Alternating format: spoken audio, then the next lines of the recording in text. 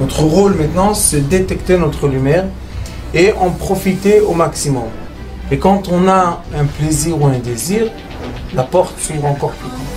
Comprenez, c'est quoi la lumière? Lumière, amour. C'est pas important qui tu es, où tu es, comment tu es. Dieu t'aime.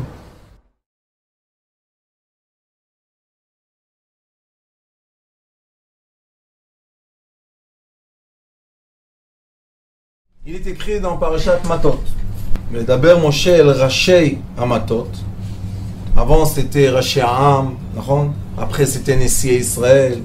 Après, c'était les sages. Tout d'un coup, c'est devenu des Matot. Qu'est-ce qu'il y a, Matot? Les Vnei Israël est mort. Adavar, Asher Tziva Hashem. Maintenant, vous savez que c'est la fin de Moshe Rabbeinu. Déjà la semaine dernière, on lui a expliqué qu'il va monter dans la montagne et il va rester là-bas gentiment. Alors maintenant, on va finir. Matot Masei, Chazak Chazak. Et le livre de Devarim, on dit que c'est Mishneh Torah, c'est les paroles que Moshe Rabbeinu a dit au peuple d'Israël. Parce qu'il a été commandé à dire. C'est comme dans le Zohar HaKadosh, il y a Hidrazuta, que Rabbi Shimon Bar Yochai dit ce qu'il veut dire, pas qu'il a été commandé à dire. Alors maintenant, Moshe Rabbeinu, il leur dit, je continue à vous dire ce qu'Akadosh Baruch Hu a dit pour vous. Il leur dit Kacha. Ki dor neder, la Hashem o ishava shvua le'esor isar al nafsho, lo yachel devaro, kechol ha'yotze mipiv ya'aseh. On dit ici, neder, nous, quand on dit ici neder, c'est quand quelqu'un jure de faire quelque chose, il promettre à quelqu'un. Donc il est écrit ici comme ça. Qui dort neder le Hashem. Si quelqu'un promet à Kadosh Baruch Hu quelque chose, et c'est interdit de promettre, on n'a pas le droit de dire je jure, je vais faire, interdit. Ça c'est une chose que les gens ne comprennent pas. Parce que à Kadosh Baruch Hu, il y a deux sens dans notre vie. Il y a un moment dans la vie qu'on est dirigé par une force extérieure. Et il y a un moment dans la vie que c'est nous qui créons une force. C'est comme la matière. Il y a de la lumière qui se condense et devient de la matière. Et après la matière, comme elle vibre, elle se vaporise en étant une lumière. Il y a toujours des allers-retours. Toujours des allers-retours de lumière. Ici, ils disent exactement la même chose. Pourquoi une personne n'a pas le droit de jurer de faire quelque chose? Parce que le temps ne nous appartient pas. Parce que la personne ne sait pas qu'est-ce qui va se passer dans une seconde. Peut-être dans une seconde on meurt. Qu'est-ce qu'on va faire? Et maintenant on laisse ici on a juré quelque chose et maintenant ça ne se fait pas. Alors on revient. Donc il est écrit Ki dor neder le Hashem, que celui qui va jurer pour Akadosh Baruch Hu, o ishava shvua, des fois on jure, un jurement, des fois on promet, des fois on jure. Maintenant, quand est-ce qu'on promet? Quand c'est positif. Je te promets que je vais te. Et quand est-ce qu'on jure? Quand c'est négatif. Je te jure que je n'ai pas fait. Toujours on dit, je te promets que je vais te faire, je jure que je vais pas faire. Exact. Les gens normaux, je parle. Les gens normaux, ils disent, je te promets sur la vie de je sais pas quoi, je te ferai ça comme chose. C'est-à-dire, tu as promis. Mais le problème, le temps ne t'appartient pas. Et si tu vas mourir, et si tu vas être malade, et si tu vas pas être capable, tu as promis pour rien. Maintenant, je vais vous dire pourquoi c'est un problème de promettre. Et la deuxième chose, c'est si quelqu'un il vient te dire quelque chose, tu dis, je te jure que j'ai pas fait ça. Pourquoi tu jures? Si tu l'as pas fait, tu l'as pas fait. Non, si je te jure, tu dois me croire.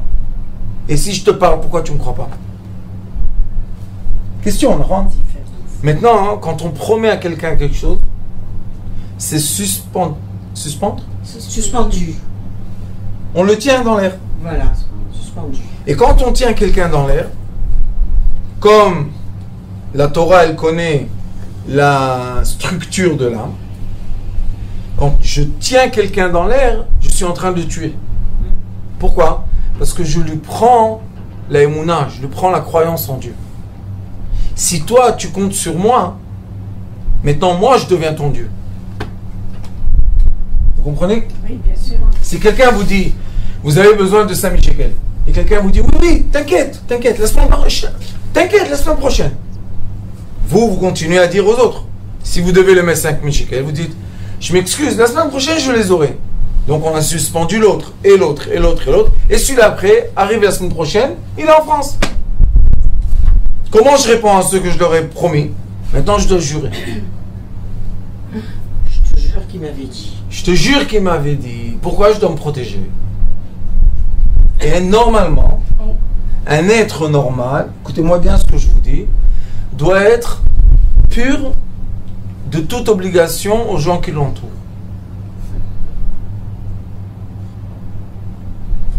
Je dois être capable de ne pas donner aucune promesse à personne que je ne peux pas tenir. Et même si je peux tenir la promesse, fais l'action, ne dis rien du tout. Vous savez, les sages, ils disent, il y a à faire et il y a à dire.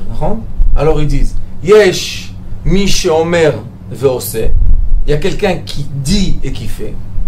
Il y a celui qui dit et qui ne fait pas. Il y a celui qui fait et qui dit. Et il y en a celui qui fait et qui ne dit pas. C'est le meilleur celui-là. C'est les 4 façons. Pourquoi c'est comme ça le meilleur? Pourquoi on dit c'est le tzaddik? Parce qu'il ne suspend personne. Et il ne devient pas le Dieu de personne. Parce que quand tu dis à quelqu'un viens, va, à un certain moment, c'est la structure de l'âme, il n'y a rien à faire. Il est en train de devenir ton esclave. Parce qu'il pense que tu es son espoir. Est-ce que tu es son espoir? Dieu, pourquoi moi? Moi, des fois, il y a des gens qui viennent et me disent t'inquiète, Rav, tu vas me régler ce problème. Tu n'as plus de problème financier. T'inquiète. Quand je les entends, je dis encore un dans la liste. Allez voir la liste. J'ai des livres de gens qui m'ont promis des promesses. J'ai dit ne promets pas. Dis pourquoi? J'ai dit parce que quand tu auras. Quoi, on m'oublie? Pourquoi? C'est quoi le problème? Parce que si quelqu'un vous dit je vous ai viré de l'argent et l'argent n'est pas viré et vous donnez un chèque, c'est pour ça que moi j'ai ni compte en banque ni rien du tout, et après vous donnez à quelqu'un un chèque, le chèque n'est pas honoré parce que vous avez promis, l'autre vous a promis, donc tout le monde a promis, mais à la fin c'est qui devient en découvert et doit celui qui a cru. C'est pour ça que quand la Torah elle nous raconte cette histoire, elle nous dit ne crois pas à l'autre. Ne suspends pas ta vie dans la bouche de quelqu'un. Pourquoi tu lui permets de te contrôler ta vie? Jamais de la vie. T'inquiète, Dieu est grand, c'est lui qui donne, c'est lui qui prend. C'est tout. Et ici c'est écrit mot à mot. Fais attention. Oh, Shvoa, Ishava Shvoa, les Essor Issar al Nafsho. Vous savez qu'est-ce qui est écrit ici? Oui. Que quand les personnes jurent, qu'est-ce qu'ils disent? Ah, je ne vais pas manger. Neder. Ils font un... Si ça s'arrange, moi je vais faire un jeûne. Fais le jeûne. Tais-toi. Parce que quand tu dis je vais faire un jeûne, le mauvais penchant il se réveille. Hop. Qu'est-ce qui se passe? Qui veut jeûner ici? Toi tu veux jeûner? Ah, c'est bien. Viens avec moi, viens. Viens. On va faire un tour ensemble en ville. On va te mettre l'odeur d'une pizza dans le nez, avec un peu de viande, comme ça que ça sera une belle mitzvah comme il faut, de la viande et le fromage, et hop, on va manger. Et maintenant, qu'est-ce qu'il va dire? Ouais, qu'est-ce que j'ai fait? J'étais en jour de jeûne. Non seulement j'ai pas jeûné, mais j'ai aussi mangé la viande et le fromage ensemble. Maintenant, il vient chez son ami lui dit, dis-moi, tu es fou. Tu sais ce que tu as fait? Quelle faute! Viens, on va chez le Rav. Il va chez le Rav, il commence à crier sur lui. Mais qu'est-ce que tu as fait? Pour qui tu te prends? La rigueur, le pauvre. Il sort massacré de tout le code. Qu'est-ce qui se passe? Il marche dans la rue. Qui devient son meilleur copain? Le mauvais penchant. Il dit, mais tu as vu un peu ces juifs là. Qu'est-ce qu'ils se disent? Viens avec moi. Où on va? Viens. On va trouver des amis. Viens. Et il trouve des amis. Mishlei, Shlomo HaMelech, il dit Beni al titosh Torah timecha. Ne quitte pas ni ta mère et ni ton père la moralité de ton père. Pourquoi? Parce que les gens qui vont te dire qu'ils sont tes amis, ils vont t'emmener jusqu'à tuer.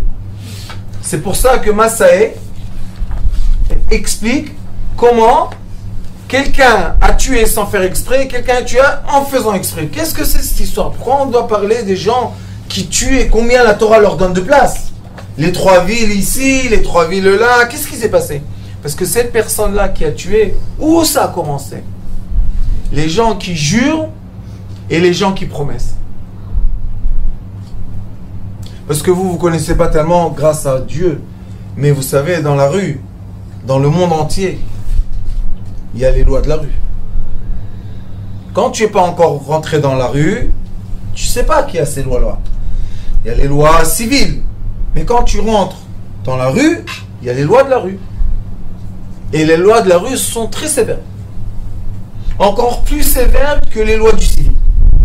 Les gens, ils pensent, ah, je vais faire le voyou, et toi, viens, monte avec moi. Qu'est-ce qu'il y a? Viens. Tu fais le voyou, viens. Viens à côté, viens. Ils le prennent dans un champ, ils tabarrent chez moi là, un beau voyou. Sauf cassé en morceaux, qu'est-ce qu'il y a de mal? Et s'il ose dire qu'il lui a fait, ça, écoutez-moi, ça commence par la bouche tout ça. Je te promets et je te jure. Ne t'inquiète pas et oui t'inquiète. Il ne faut pas parler. Tu fais, tais-toi. Tu ne veux pas te taire. Fais et dis que tu as fait. Mais dire et jamais faire, ça emmène à quoi? Les essor isar al nafsho. Quand tu t'interdis quelque chose de ton corps, tu dis moi ça, non, je ne fais pas ça. Regarde la réponse de Dieu. Isar, il a interdit.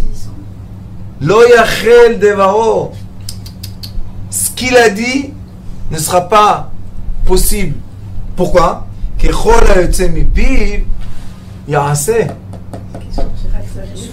que tu sors de ta bouche, tu dois faire.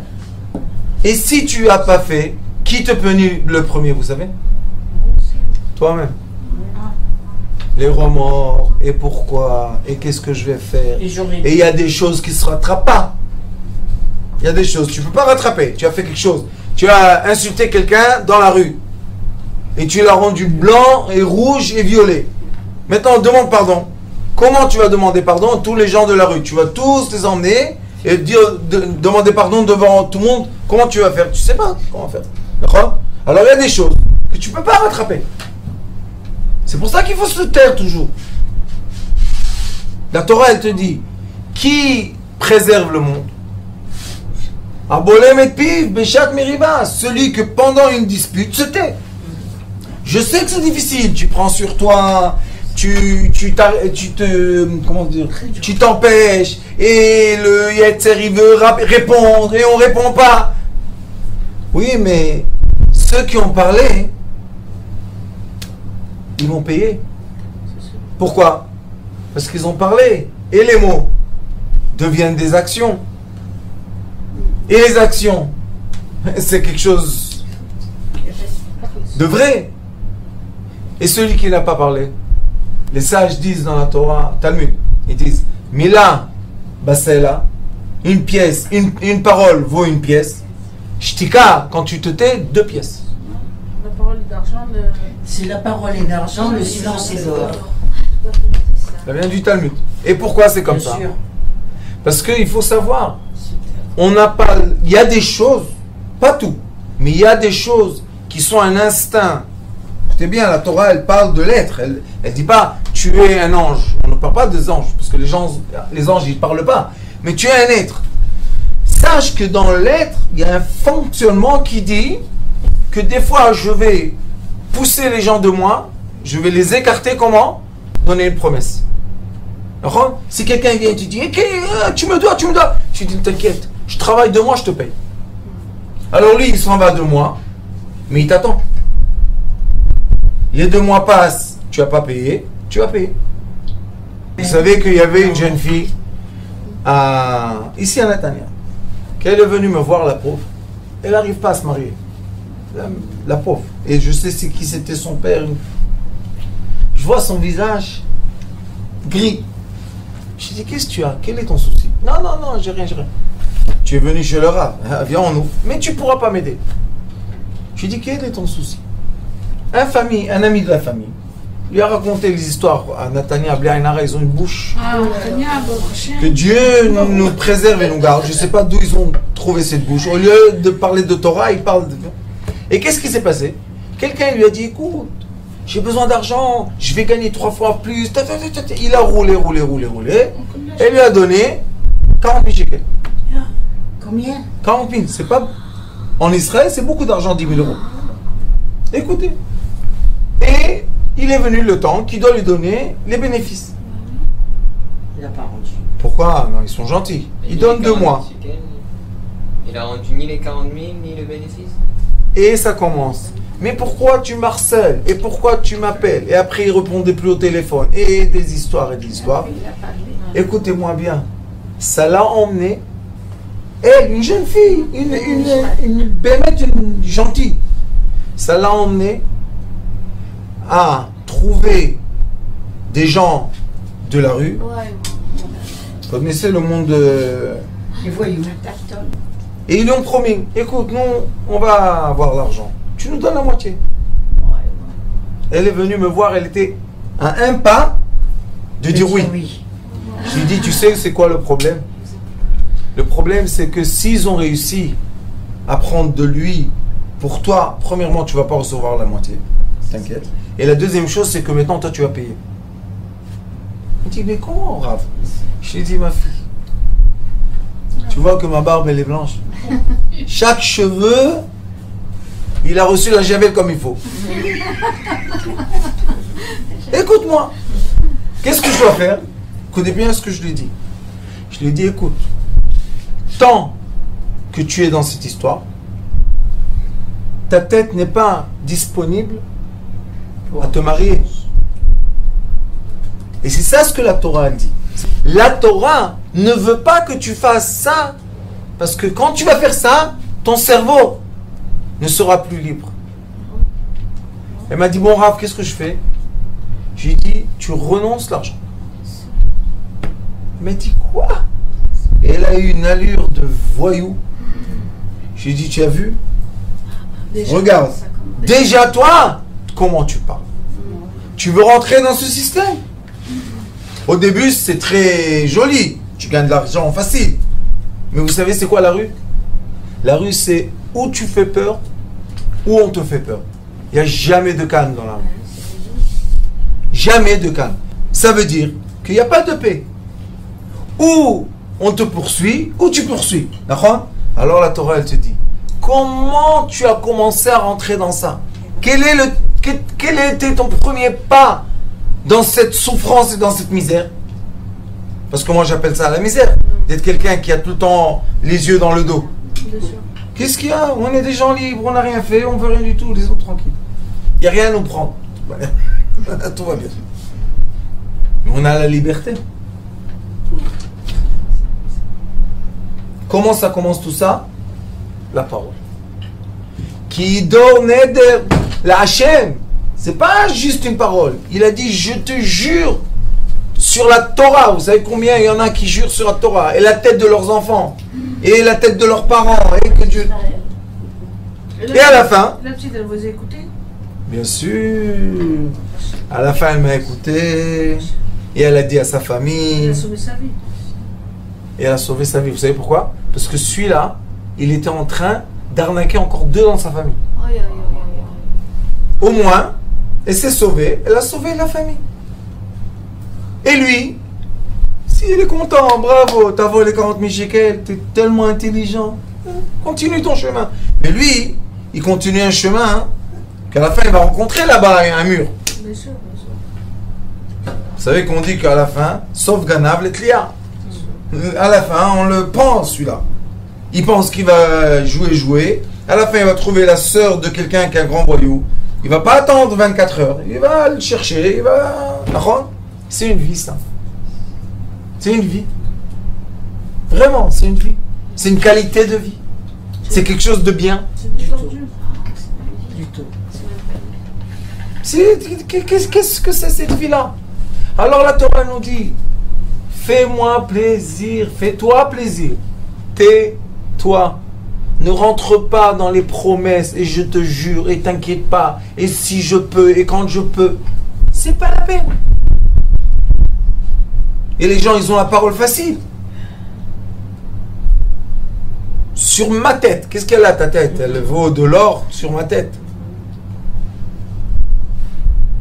Et à la fin,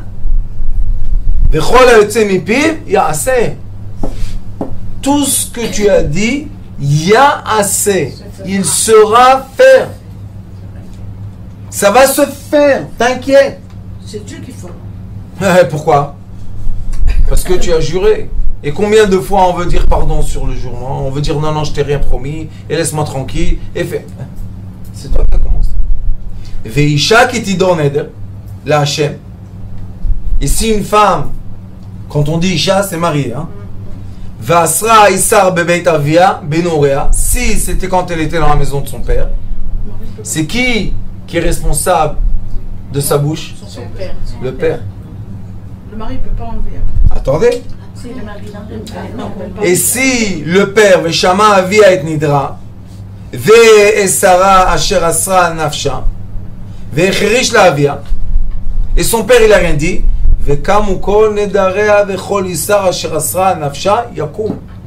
tout ce qu'elle a juré et tout ce qu'elle a promis va s'exaucer.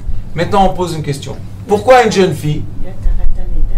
Oui, mais pourquoi une jeune fille doit arriver à un stade qu'elle jure? Pourquoi elle doit promettre? Le Zohar Kadosh dit un enseignement très très profond. Il dit que la femme, son habitude, c'est d'être contentée. C'est l'habitude d'une femme, elle a besoin d'être contentée. Le Zohar Kadosh dit, elle est contentée par deux. Ou par son père, ou par son mari. Il y a encore deux, parce que c'est son frère et son fils. Il y a ça croise comme ça. Il y a son père et son mari, et il y a son fils et son frère. Normalement, jusqu'à quand qu'elle se marie, elle doit être contentée de son père. Et si elle ne sait pas être contentée de son père, c'est la même façon que son mari va la contenter. Il prend la relève. De son habitude, à elle. Oui. Si toi tu as l'habitude de dire non, non, non, c'est pas la peine, c'est pas la peine, c'est pas la peine, tu vas te tourner vers lui, qu'est-ce que tu vas dire à ton mari? C'est pas la peine, c'est pas la peine, c'est pas la peine. À la fin, tu as tellement de peine que Dieu nous en... Et ça fait de la peine que tu as. Et le frère et le fils, c'est comment? Et la mère, des fois, elle n'a pas de père. Donc son frère, son grand frère, qui lui, il lui donne, et il aide, et il lui donne l'épaule, et il est là pour elle. Maintenant, elle va chercher ça chez son fils. Que son fils soit son aide, que son fils soit son épaule, que son... Mais c'est pas normal de demander à un fils d'épauler sa mère, et il veut se marier. Ah, maintenant, qui va épauler le pauvre? Pourquoi Sa femme. va épauler sa mère? On ne peut pas épauler les deux. Non. Ah bon? Le fils, il Alors, lâche donne ses sa parents force à pour femme, aller pas sa à femme. Pas à sa mère. Normalement, comme ça. Non. La mère, elle prend du mari et de son D'accord. papa. Oui. Ok. Excusez-moi de dire ça, mais... Le fils, il quitte ses parents pour aller s'occuper de S'attacher sa à famille. De sa femme. De sa femme. C'est dans Abraham qu'on dit ça. Oui, mais vous comprenez que si il veut contenter sa femme et sa mère est en train de pleurer, il est tiré par deux. C'est à la mère de Mais comprendre alors, que sa place, elle est... alors, pardon, alors... Ma mère, Et alors, si la mère, elle est dans le besoin... C'est encore une chose. Du calme, je C'est- parle pas d'argent, hein. Dans le besoin de soutien psychologique. J'explique. Ah, voilà. quand j'étais jeune, au Hachem, ma femme, Tzadek, j'ai eu une femme, pas 10, au Hachem. Elle, quand j'étais jeune, la première fois que je voulais lui acheter en or un bijou en or, alors j'étais dans le magasin, et moi je travaille de tout petit, alors pas de problème. Et quand je suis arrivé dans le magasin, je me suis dit quoi? J'achète, on est orphelin, alors c'est pas la même chose. J'achète à ma femme et j'achète pas à ma mère. Comment je peux faire ça? Alors j'ai acheté deux. Deux. Un à ma femme, un à ma mère. Comme ça, silence. Heureusement que j'ai une mère Une sage. Vous savez qu'est-ce qu'elle a fait? Je suis venu avec les cadeaux. Elle m'a dit, mon fils, qu'est-ce que c'est ça? J'ai dit, maman, je t'ai acheté un cadeau, voilà, pour... Elle me dit, ça, c'est quoi? Je dis, ça, c'est pour ma femme. Elle m'a dit, viens.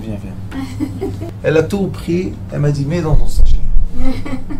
Ça, c'est ta femme? Je dis oui. Les cadeaux pour ta femme. Moi, je suis que ta mère. Pourquoi c'est important, Rabbi? Parce c'est que pas toutes les mères qui font comme ça. heureusement que j'ai la mère que j'ai et la femme que j'ai. C'est une perle, votre mère. C'est quoi l'éducation? Pour vous dire, parce que qu'est-ce qu'on veut nous en tant que parents? Moi aussi je suis grand-père, je sais c'est quoi être un père et grand-père. On veut quoi? On veut le bien de nos enfants. Qu'est-ce qui nous perturbe le plus?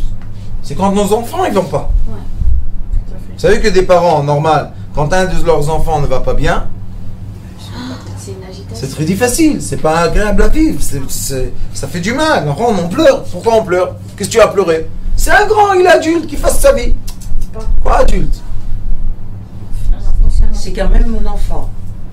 Parce que quand tu jures et tu promets, tu tiens pas ta parole et tu fais pas ce que tu as promis, les mauvaises démarches commencent. Et ça arrive très loin, vous savez, ça va très loin. C'est comme ne pas emprunter, alors c'est au même niveau. Exactement, madame. Exactement. Tu n'as pas, c'est pas la peine. N'emprunte pas. Mais quand tu commences à emprunter, qu'est-ce que tu fais? Tu donnes ton sort dans la main des gens. Moi, vous savez, quand j'étais riche avant, j'avais une période où j'étais très riche.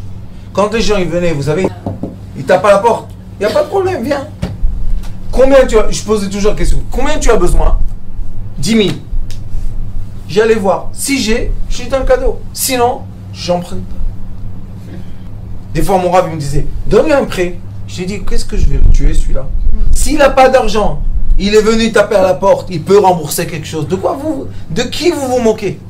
Même si c'est sans intérêt, c'est pas une vie. Pourquoi? Parce que ça te prend un cadeau de ta tête. Alors, j'ai donné.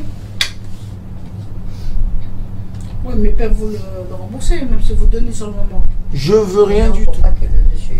Et tu sais qu'est-ce qui est drôle? Tous ceux que je leur ai donnés m'ont promis qu'ils allaient un jour me rendre. Et bon, Hachem, j'ai pas encore vu celui qui me tape à la porte et me dire tiens, tu te rappelles que je t'ai tiens, une fois, je dois dire la vérité, une fois, le jour que j'ai tout perdu, j'avais dans ma pochette 5 000 shekels, 5200. Un employé est venu me dire ah, ils ont tout fermé, mais j'ai besoin de payer mon loyer, qu'est-ce que je vais faire? J'ai dit, tu sais quoi? Si Dieu a décidé de tout prendre, et j'ai caché de côté 5000 shekels, il ne veut pas non plus. Tiens, hop, j'ai pris la pochette, je l'ai donné. Je dis à ma femme, allez, c'est fini, il n'y a plus rien. Et elle m'a dit, qu'est-ce qu'on va faire? Je lui ai dit, je ne sais pas, mais qu'est-ce qu'on... Une fois dans ma vie, un monsieur est rentré, il me dit, Rav, qu'est-ce que j'ai entendu? Que tu as perdu tout et tout, comment tu m'as fait du bien? Je l'ai fait une société de 20 000 $ à 2 millions. C'est bien, non? Il m'a dit, je suis venu te voir et regarde, tout ce que j'ai dans ma poche, je te donne. Combien il y avait? 5300. J'ai dit à ma femme, regarde, Akadosh Baruch Hu nous a déjà donné 100. Ça bouge, ça va bouger, on va sortir. La roue elle tourne, t'inquiète. Mais quand on prête, surtout dans la famille, vous savez combien les gens prêtent dans la famille et ça casse la famille. Une mère, la pauvre, elle a prêté à un frère et l'autre il vient et à la fin qu'est-ce qu'elle a? 2 fils qui ne se parlent pas parce qu'elle a donné à un 10 000 €. Brûle le 10 000 € mieux que de séparer la famille. Alors donc on refuse de traiter. On donne. Il faut donner. Pas prêter. Donne. Tu as, donne cadeau. Tu n'as pas, dis j'ai pas. Mais qu'est-ce qu'ils font les parents qui sont tellement gentils? Moi j'en connais des histoires. Des enfants drogués les pauvres. Et les mères qui vont s'emprunter et qu'elles prennent des dettes et tout ça pour acheter de la drogue à leurs enfants. Oui, qu'est-ce que vous... Et alors? Je vous ai dit, chaque cheveu rabbinite a été bien... Blanchi à la javel. Bien à la javel, moi. Les pauvres. Maintenant elle, la mère. Son fils, il est jeté dans un lit, il fait des crises, il fait des problèmes. Qu'est-ce qu'elle va faire? Elle a pitié pour lui. C'est pas de la pitié, ça. Non. Parce que c'est elle maintenant qui s'endette. C'est elle qui va être jetée de la maison avec qui? Avec son fils. C'est de la peine, ça? Qu'est-ce qu'elle peut faire? J'ai pas. On n'a pas le droit de dire j'ai pas? Si elle n'a pas vraiment. Qu'est-ce qu'elle fait? J'ai pas. C'est dur, mais. C'est pour ça que les 2 dernières parachiotes de la Torah, parce que le 5e livre, je vous ai dit, c'est mon cher Rabbeinu qui répète tout. Mais les 2 dernières parachiotes de la Torah parlent de quoi? Parlent, fais attention à ce que tu dis, et à la fin, ils parlent de quoi? Du meurtre. Celui qui a tué, comment on va le juger? Alors maintenant, on peut dire une question. La Torah, finis avec quelque chose de beau, emmenez des fleurs, prenez les roses, le jasmin est beau. Il y a des choses à dire. Non, la fin de la Torah, sachez que l'être humain a des natures, et si on ne va pas respecter la nature de l'être humain, à la fin on va l'assassiner. Et ça, c'est ce que j'enseigne, madame, à l'école. Respecter les natures des êtres, ça veut dire guérir l'être. Mais tant qu'on ne respecte pas la nature, on va arriver à l'assassiner. Pourquoi? Parce qu'on ne respecte pas sa nature. Et on l'emmène à faire des choses qu'il ne veut pas faire. Ça, c'est contre nature. C'est pour ça que le jeune homme qui est là aujourd'hui m'a dit « Rav, je fais des péchés, je fais des péchés. » J'ai dit « Qu'est-ce que c'est ce mot-là? Tu comprends pourquoi je te dis ça? Parce qu'à la fin, ça emmène la personne à quoi? À se haïr, à emmener sur elle des problèmes. Pourquoi comme ça, mon fils? Tu es quelqu'un de tzaddik, laisse les péchés tranquilles, on va laisser. Il y a des endroits que les gens, ils adorent les péchés. Et nous, on adore la vie. Et tu vois que Dieu te dit, ne fais pas des choses interdites à toi-même, ne t'interdis pas. Pourquoi? Parce qu'il connaît, c'est lui qui a créé la nature de l'être. Et cette nature emmène les gens à faire des choses les plus bas possibles. Et pourquoi je vous dis tout ça? L'histoire des filles qui sont l'assimilation qui est affreuse en Israël. Affreuse. Vous savez pourquoi? Parce que si les parents ont perdu le sens, L'autorité. le sens, madame, le sens, le sentir. regesh, L'émotion. quand leurs enfants les quittent, et ils s'en foutent. C'est pas qu'ils s'en foutent. Ils ont tellement de problèmes, tellement de problèmes. Ils n'arrivent pas à mettre ça dans la roue des problèmes. Ils n'ont même pas une fente pour ces enfants-là.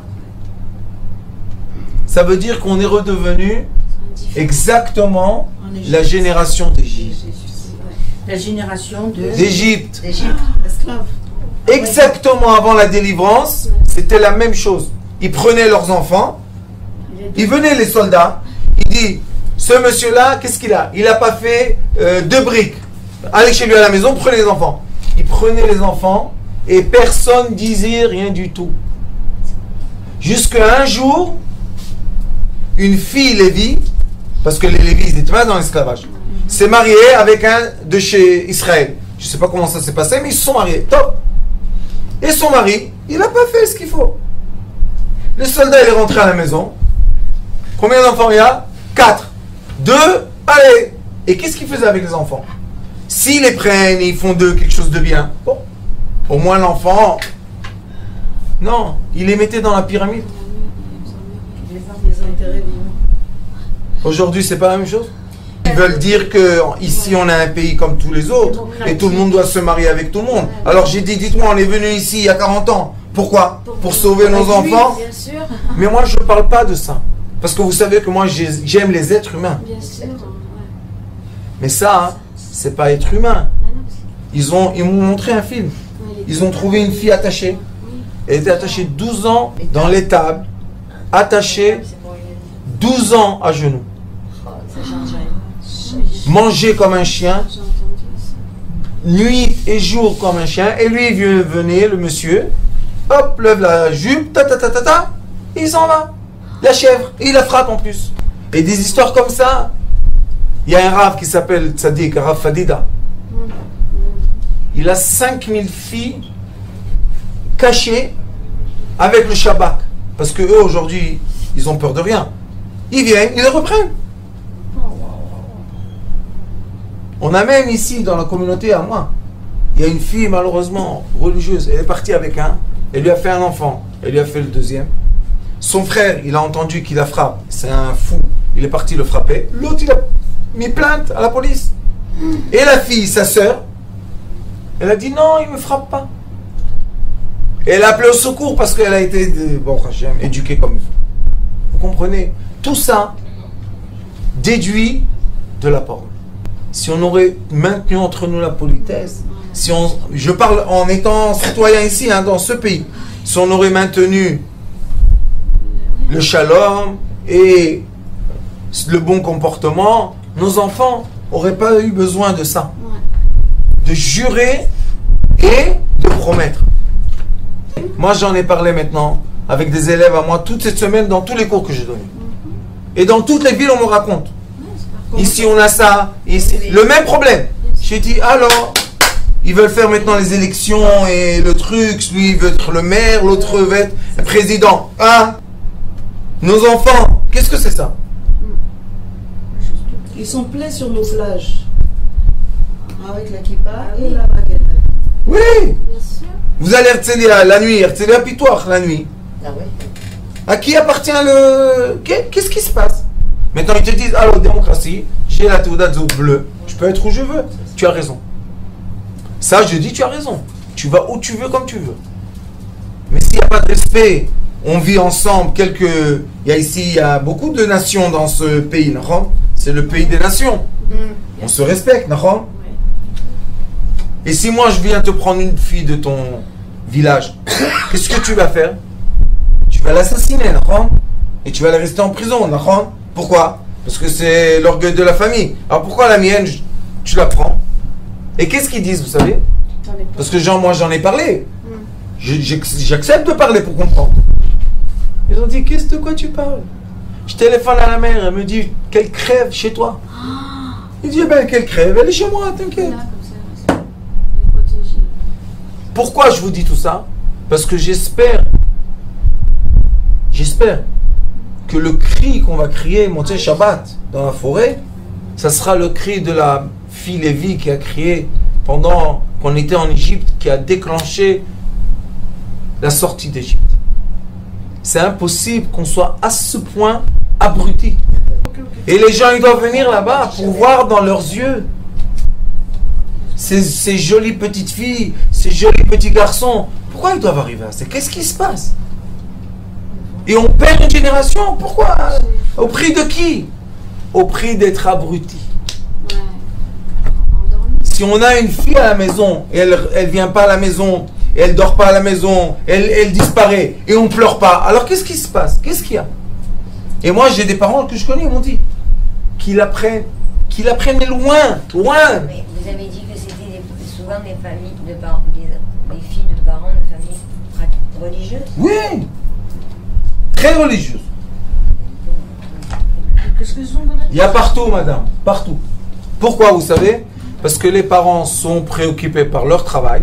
Parce que si un jour il manque de travail, il va aller avec sa fille à la plage pour je vous ai dit, contenter, pour lui donner un boire, pour rigoler avec elle. Un jour, ils vont le virer du travail. Ah oui. Alors il a peur de son travail.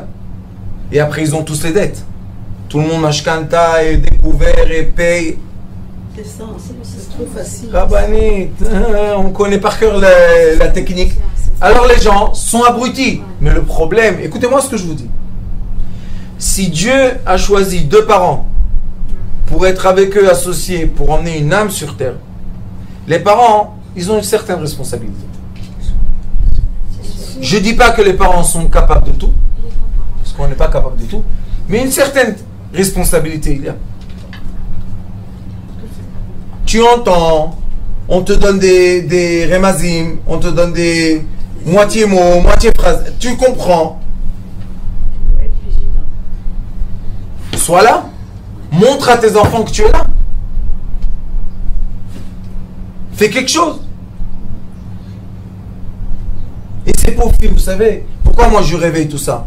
Parce que je dis, après qu'ils ont été là-bas, même si tu les ramènes ici, leur vie, c'est pas une bonne vie.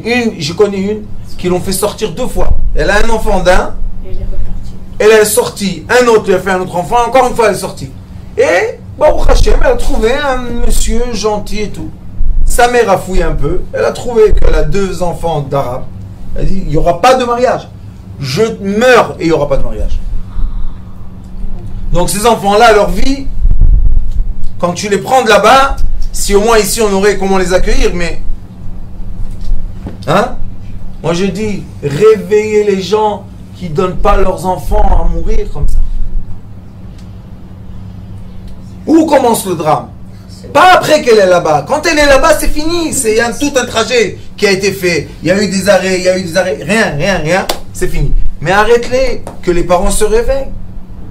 Qu'est-ce que ça veut dire que tes enfants vont à droite, à gauche, sans que tu sais où ils vont? À Paris, c'est pas comme ça. Je sais pas, moi j'ai grandi... Qu'est-ce que ça veut dire qu'un enfant il va où il veut quand il veut? On a oublié quelque chose. Et vous savez qu'est-ce qu'on a oublié? La sensibilité. L'indifférence. Non, parce que les parents travaillent dur, les pauvres. On dit à tout le monde, tu es obligé d'acheter une maison. Pourquoi je suis obligé d'acheter une maison? Pourquoi je ne peux pas vivre en loyer? Alors tu achètes ta maison, ça commence les dettes. Et endette-toi. Tout ça pourquoi? Pour abrutir les gens. Et maintenant ils font des lois de démocratie. Quelle démocratie? Tu as dit que tu as créé une terre pour le peuple qui est déterminé dans le monde entier. Tu l'as fait une maison. C'est notre maison? Oui. Alors moi je vais vous dire une chose. Au lieu de dire c'est triste, c'est triste, c'est triste, il est moment de faire une action. La seule action qu'on peut faire, Morichaim m'a dit, c'est de crier. Parce que maintenant, créer une armée qui va délivrer l'assimilation, je ne peux pas le faire. Mais qu'est-ce qu'on peut faire? Crier. Quoi? Qu'Hachem nous entend. On va dans la forêt et on crie ou on prie? On prie, d'accord. Crier. Cri du cœur. C'est pas crier auprès des autorités ou pas.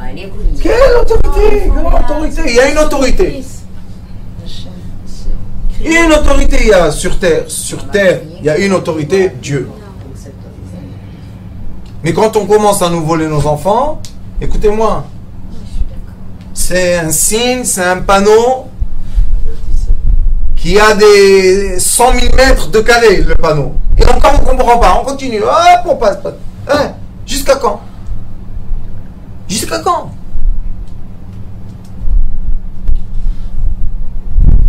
Ça va pas à la tête. Ma mère elle nous a emmenés ici pour que, Chas Shalom, on ait des choses comme ça. Et c'est dans toutes les familles, hein, ne croyez pas qu'il y a quelqu'un de protégé. Moi je parle chez les laïcs, chez les religieux, chez les Français, chez les... Tout le monde me raconte la même histoire. Non. C'est pas assez important pour que quelqu'un se réveille quelque part. Et tout commence.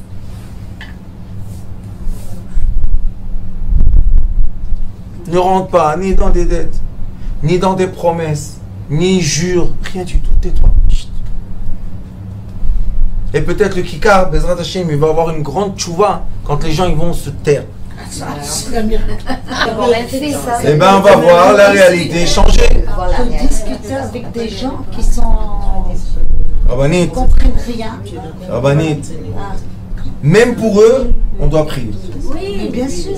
Vous savez, je dis, quand j'avais une synagogue, et les gens parlaient, vous vous rappelez? Les gens parlent pendant la prière. Vous savez, c'est quoi la vérité de ça? C'est qu'ils veulent prier, mais ils ne savent pas quoi. Alors ils parlent. Alors moi, qu'est-ce que je leur ai dit? Vous vous rappelez la conférence que je dis là-bas? Je leur ai dit, ceux qui savent prier, et c'est le Baal Shem Tov qui dit ça, demandez à Kadosh Baruch Hu, qui prend toutes les lettres qui ont été composées de leurs paroles, et il en fait une prière. C'est beau ça. Et vous savez qu'est-ce qui s'est passé après? C'est beau ça.